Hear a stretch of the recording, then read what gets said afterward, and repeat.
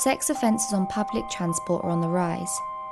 Do you feel safe on public transport? My friend Daisy did, until earlier this year.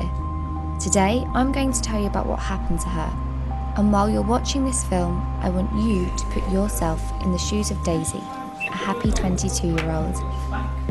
Around 6 p.m, Daisy boarded a train as she normally did, on her way to meet her friends. She sat in this very seat. It was daylight. There were two others on the carriage, one man who was fast asleep and another man who sat directly opposite her. A few stops into the journey, Daisy noticed the man opposite her was staring at her in an odd way. She chose to ignore it and distracted herself by checking her phone. A couple of minutes passed by when Daisy looked up and saw that the same man had started to masturbate.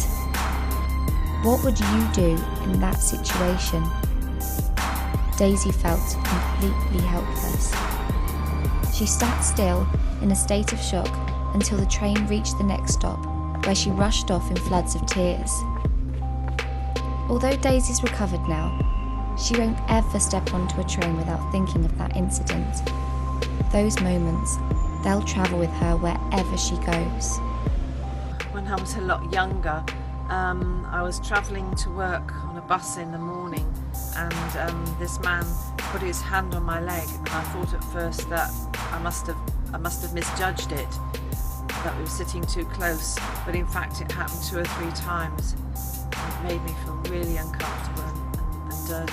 I personally don't remember this, but I know that when I was a bit younger, like 12, 13, a man got on the train and sat opposite me and my mum and started playing with himself underneath the jacket, and I think I was a bit too young or too naive to know what was going on, but my mum took me off, and I remember her saying to me afterwards, like, that's what he was doing.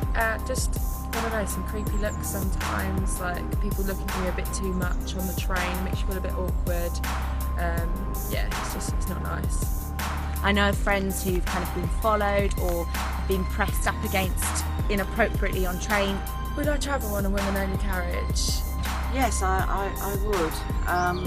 How it would be policed, I don't know, but I think it would make me feel a lot safer, definitely. Yeah, I mean, I don't see why not. What's the problem with it? It's kind of safe, but it's usually the men that are a bit creepy towards girls on public transport. So yeah, definitely.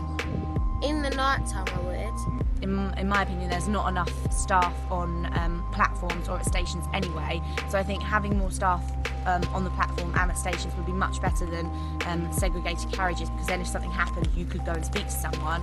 So CCTV and more staff at platforms and at stations.